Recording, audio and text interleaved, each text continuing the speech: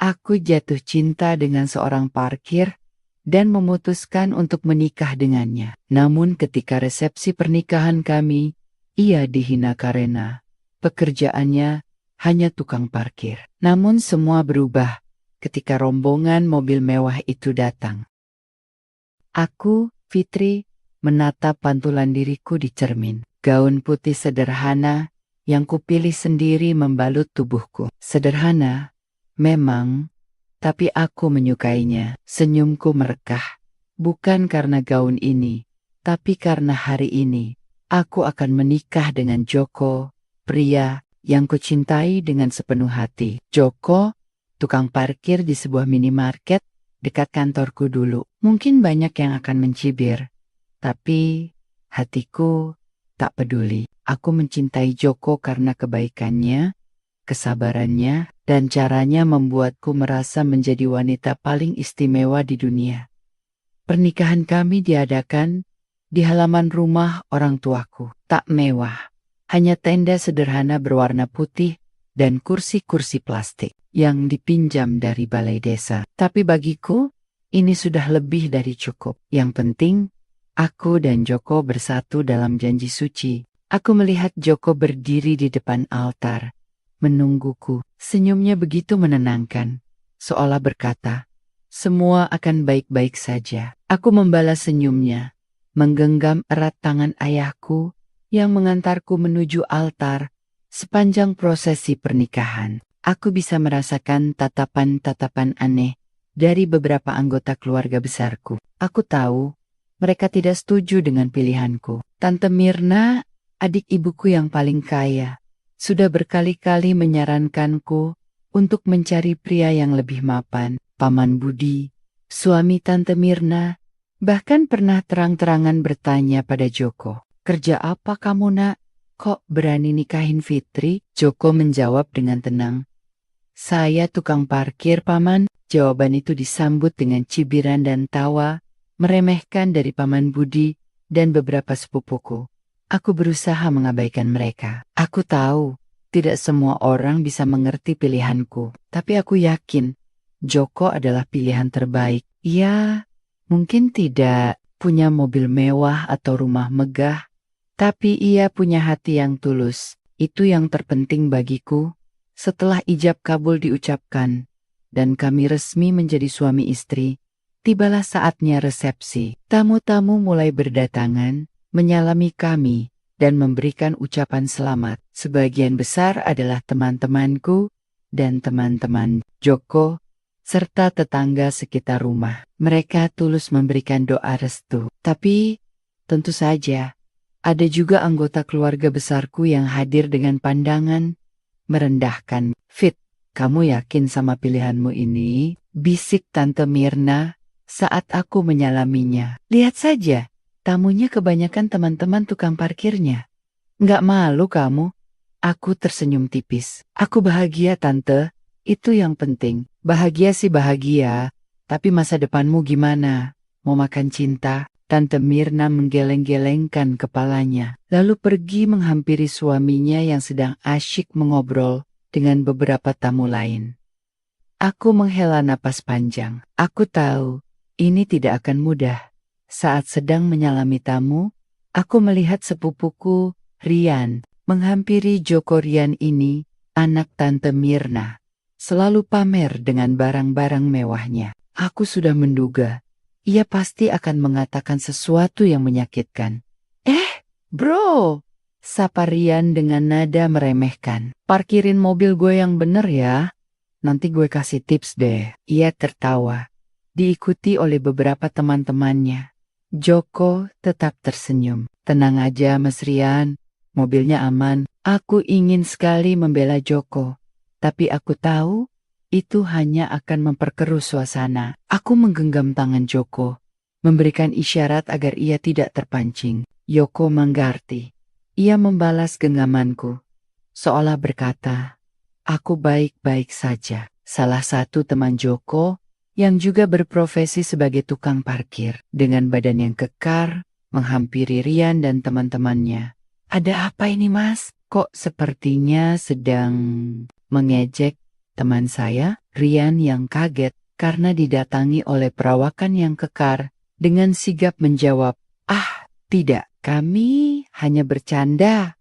Teman Joko membalas dengan senyuman licik, "Oh, bercanda. Jangan terlalu serius ya Mas bercandanya. Kami semua di sini cuma tukang parkir, tapi jangan salah. Banyak orang hebat yang menitipkan kendaraannya dengan kami, dan kami menjaga titipan mereka dengan baik." "Tentu Mas, kalau begitu saya permisi." Aku menarik napas lega, melihat Rian pergi menjauh dari Joko.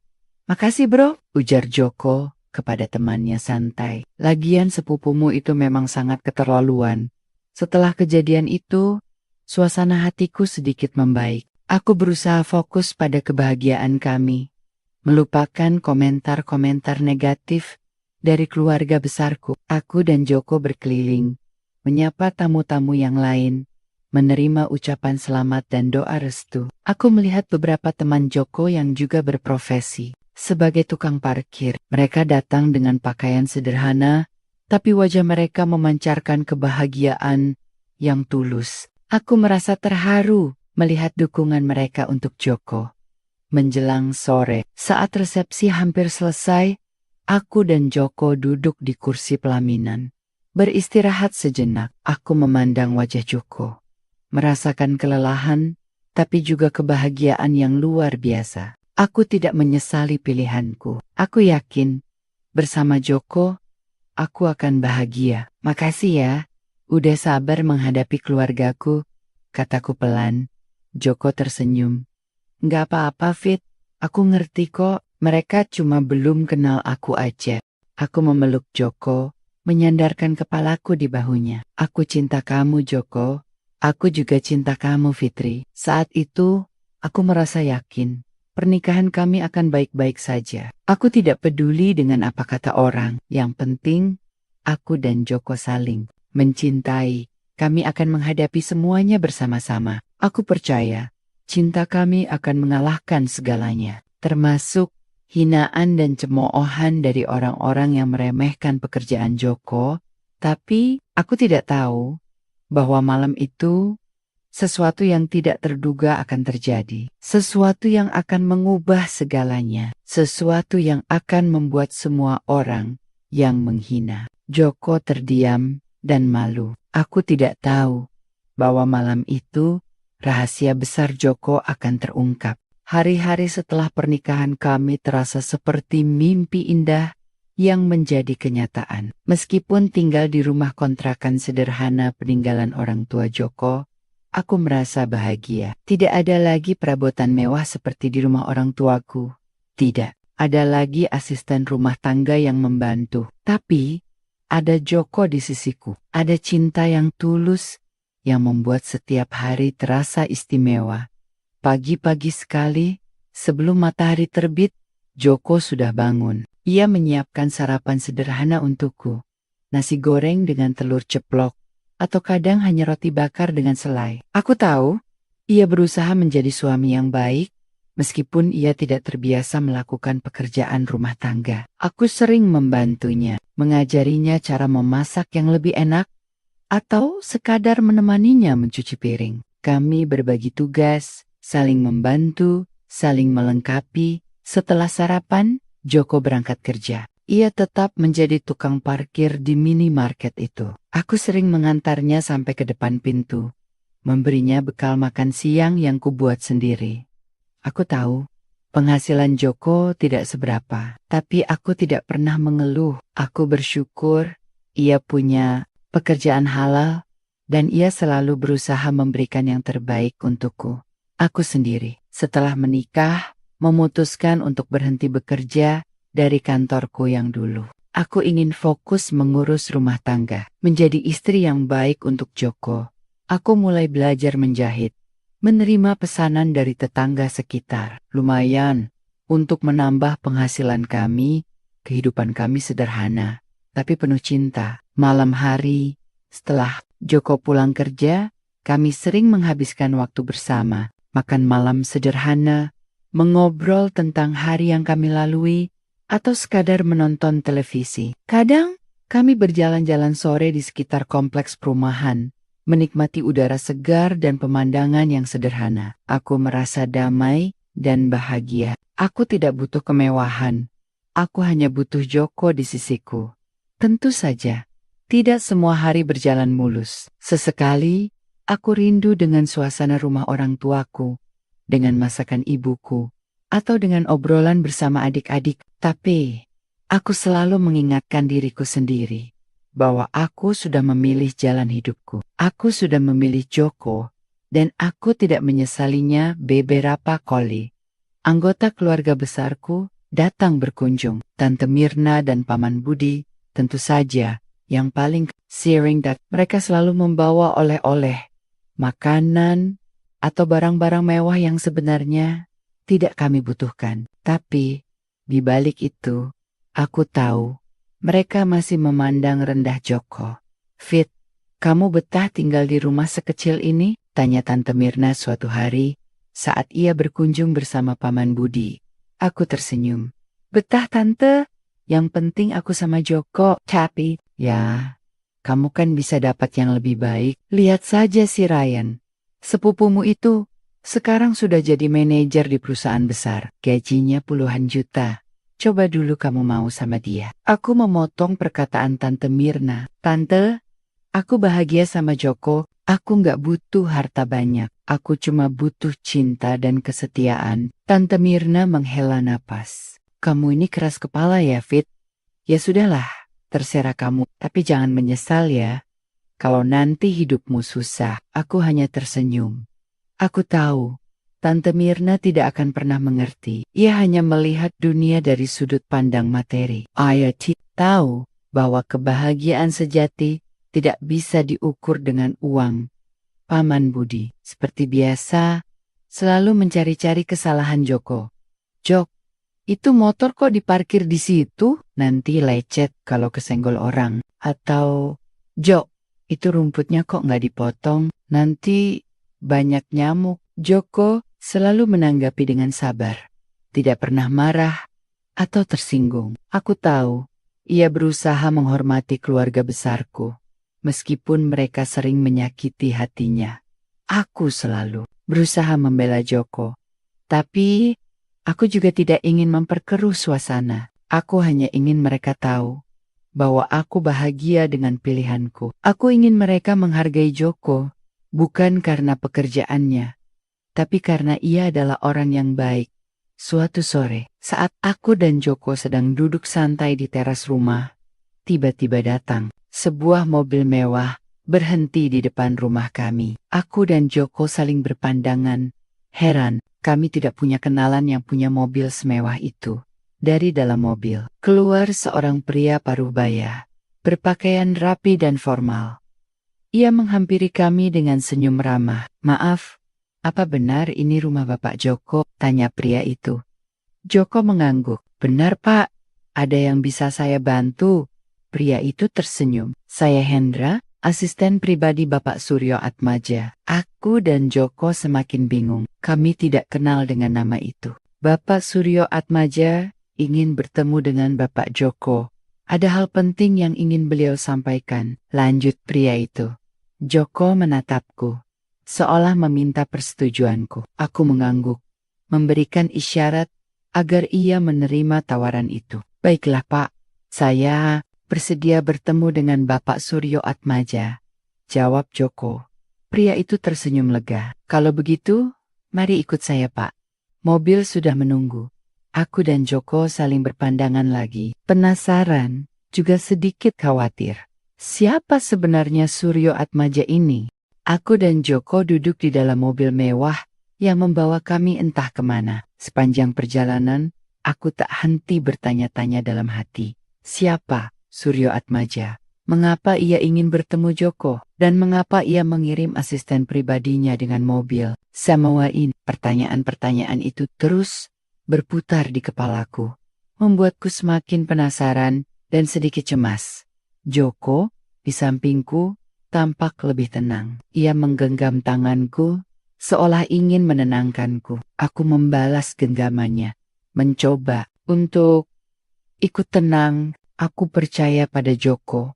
Apapun yang terjadi, Setelah sekitar 1 jam perjalanan, mobil yang kami tumpangi memasuki sebuah kawasan perumahan elit. Rumah-rumah di sini sangat besar dan megah.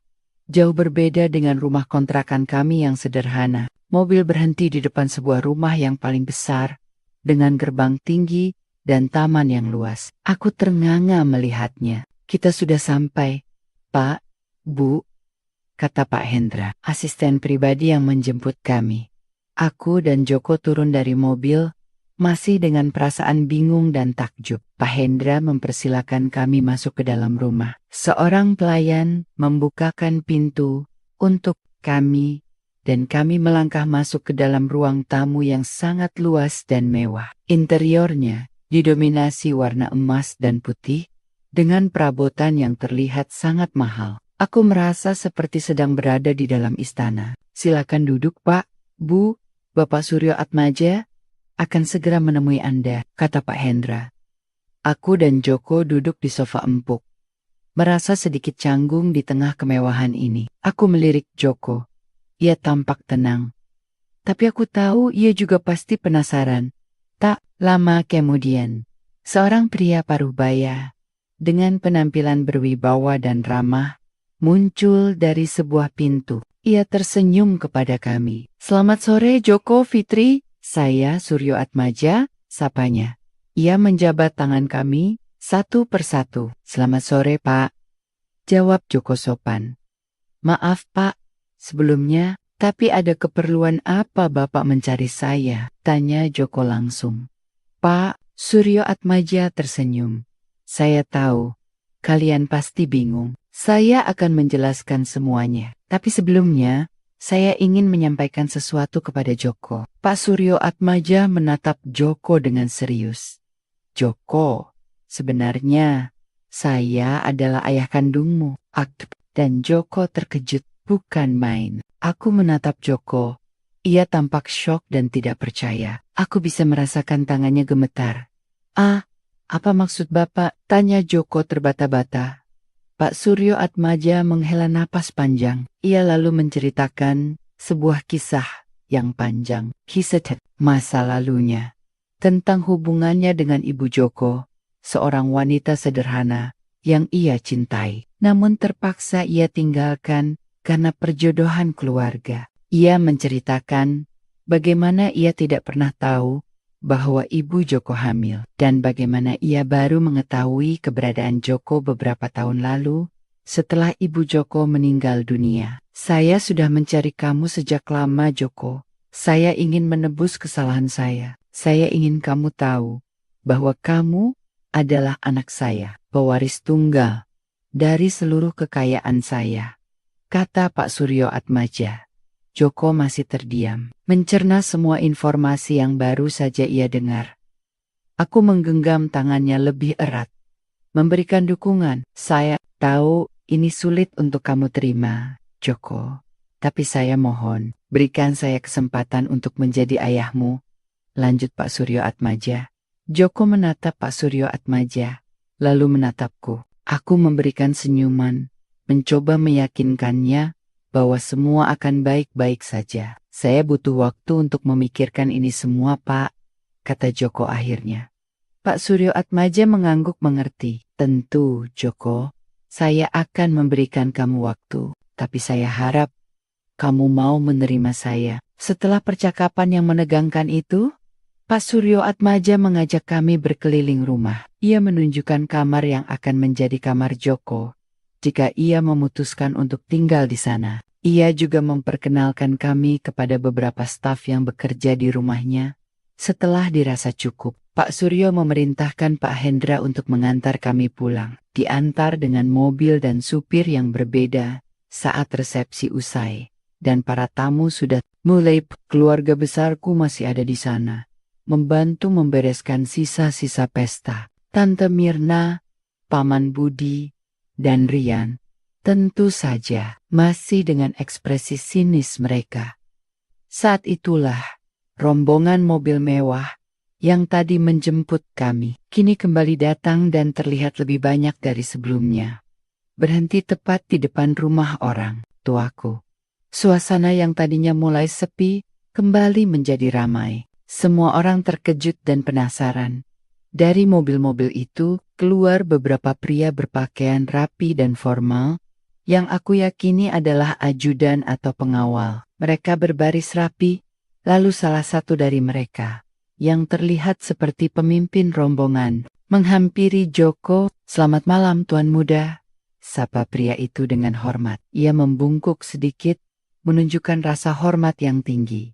Joko, yang masih sedikit canggung dengan panggilan Tuan Muda, hanya mengangguk pelan. "Kami datang untuk menjemput Tuan Muda dan Nyonya Muda atas perintah Tuan Besar," lanjut pria itu.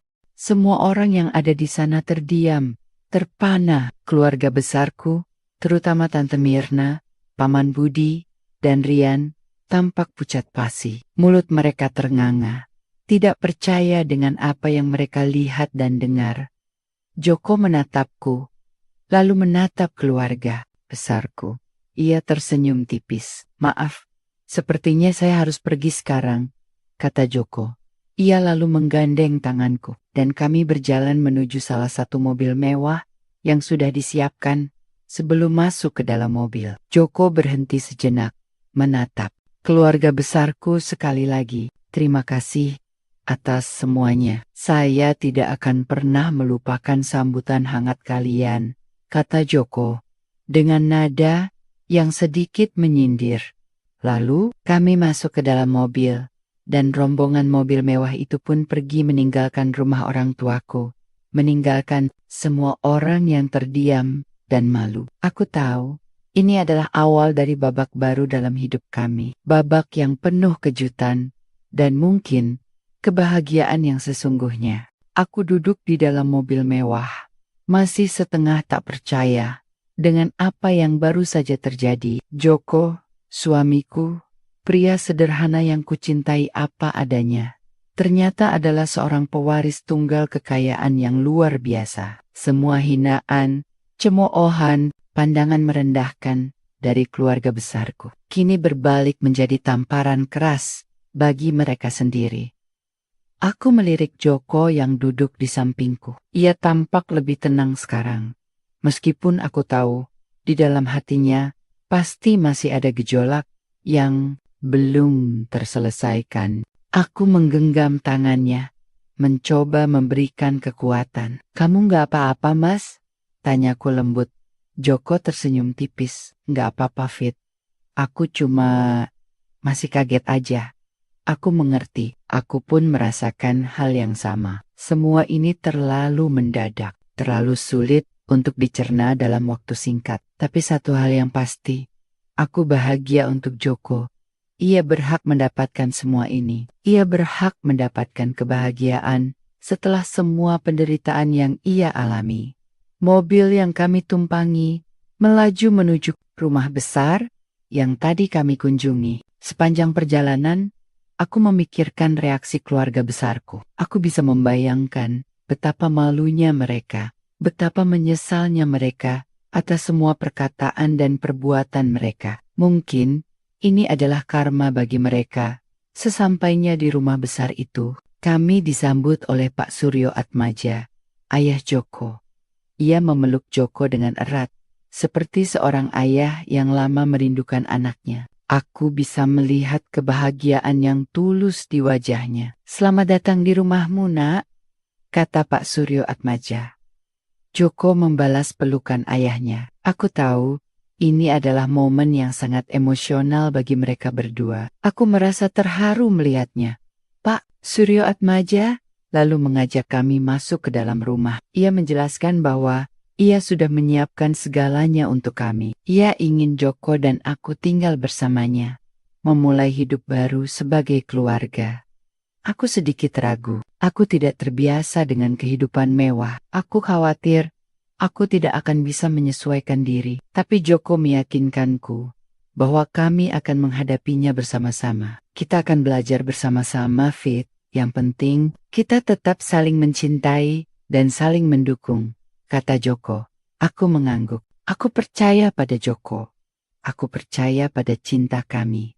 Beberapa hari kemudian, berita tentang Joko, pewaris tunggal Atmaja Group yang menyamar sebagai tukang parkir, tersibar luas. Media massa ramai memberitakannya. Kisah kami menjadi viral, banyak orang yang terinspirasi dan terharu. Tentu saja, keluarga besarku juga mendengar berita itu. Mereka mencoba menghubungi kami, meminta maaf atas semua kesalahan mereka. Tante Mirna, Paman Budi, dan Rian datang langsung ke rumah kami dengan wajah tertunduk malu. Fitri, Joko, Tante minta maaf ya.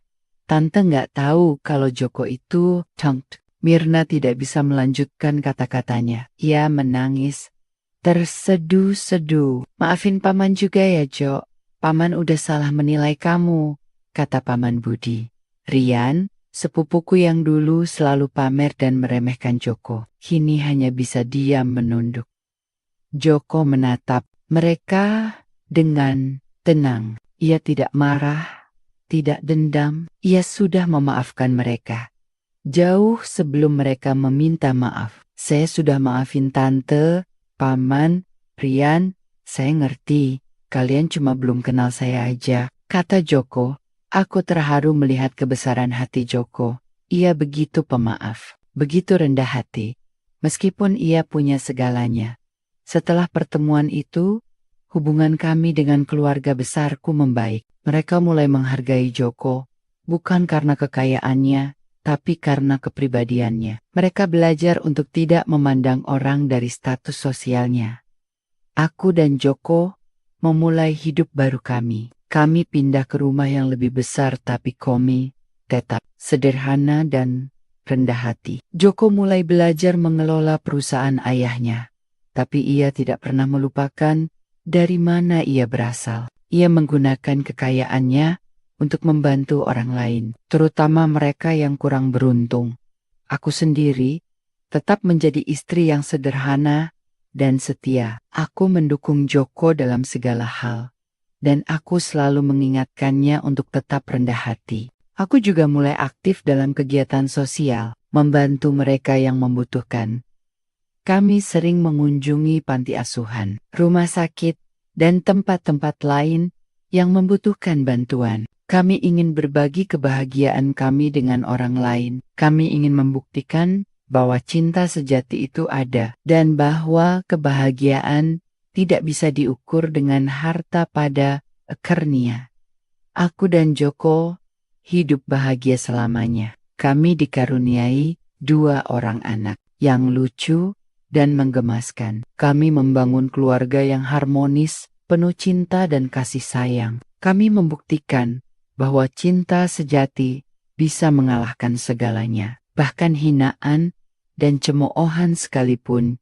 Dan yang terpenting, kami belajar bahwa kebahagiaan sejati bukan terletak pada harta atau tahta, tapi pada hati yang tulus dan saling mencintai. 5 tahun berlalu sejak hari di mana rahasia besar Joko terungkap. Hidup kami telah berubah 180 derajat. Dari rumah kontrakan sederhana, kami pindah ke rumah yang jauh lebih besar. Hadiah dari Pak Suryo, ayah Joko. Meskipun begitu, kami tetap berusaha menjaga kesederhanaan dalam keseharian kami. Joko, dengan bimbingan ayahnya, kini menjadi sosok pemimpin yang disegani di Atmaja Group.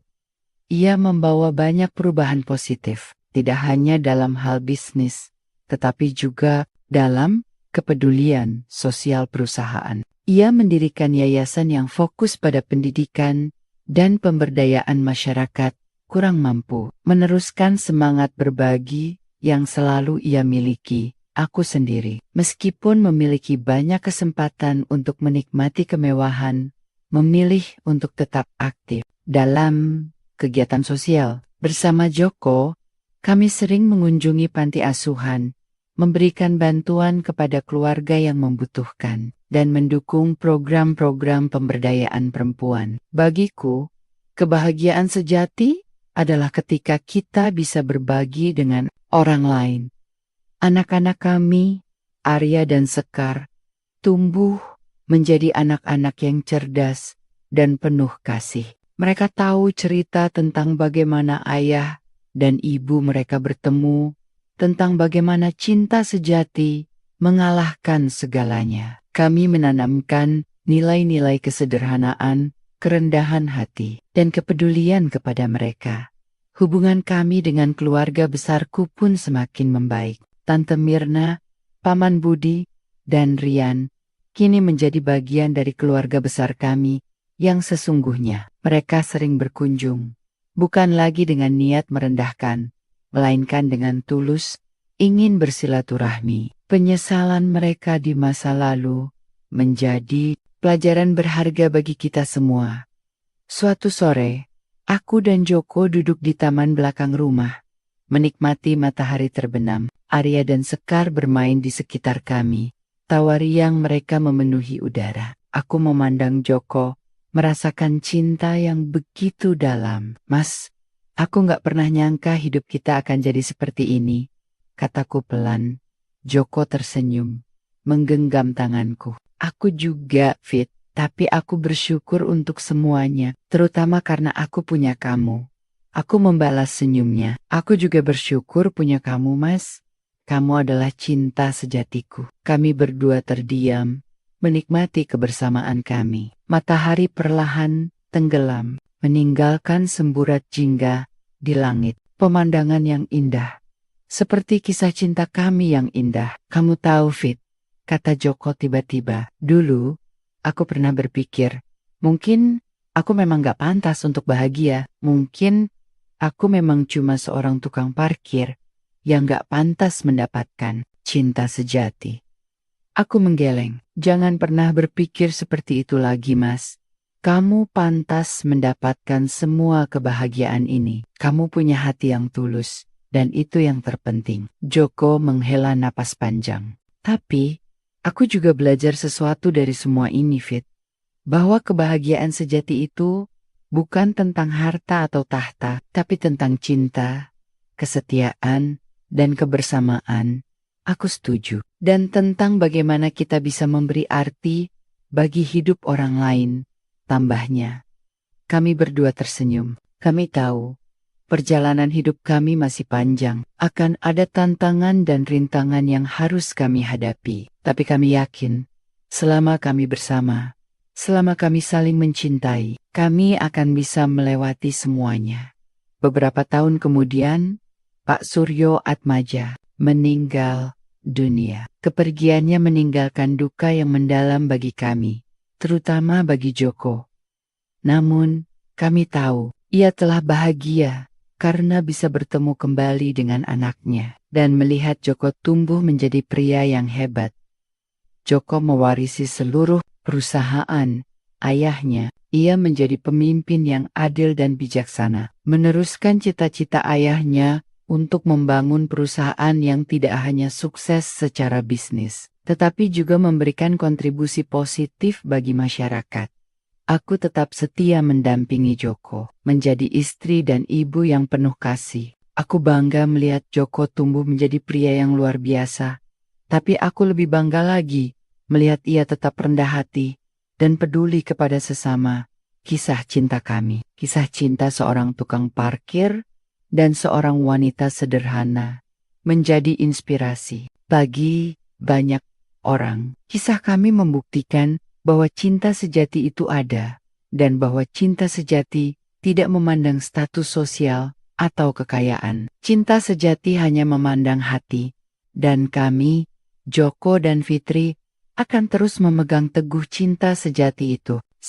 Karena cinta sejati adalah anugerah terindah dari Tuhan yang harus dijaga dan dipelihara. Cinta sejati adalah kekuatan yang bisa mengalahkan segalanya. Dan cinta sejati adalah kebahagiaan yang abadi. Dan Joko sering berkata kepadaku, Fit, ini seperti cerita dongeng ya? Iya, Mas, tapi ini nyata, dan kita bahagia menjalaninya.